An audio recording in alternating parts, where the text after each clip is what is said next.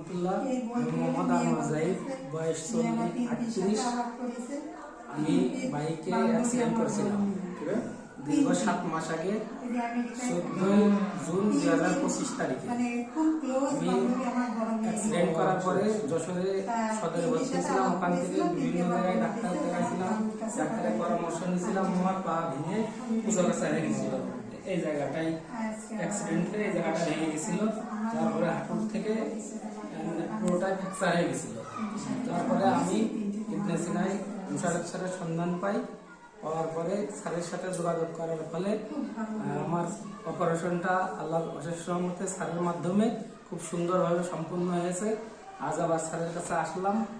আসার পরে স্যারের দেখানোর পরে এক্সরে রিপোর্ট দিকে স্যার বলছে যে আলহামদুলিল্লাহ খুব সুন্দর জয়েন্ট হয়েছে। আমার পায়ের যে কন্ডিশন সেটা খুব ভালো আছে এবং যে হাড়টা ভেঙে গেছিল সে হাড়টা আল্লাহর অশেষ রহমতে জোড় হয়ে গেছে।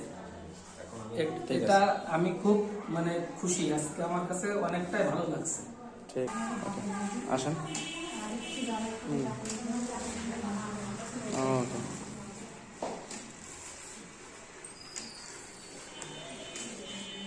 ঠিক আছে, আল্লাহ হাফেজ। ঠিক আছে।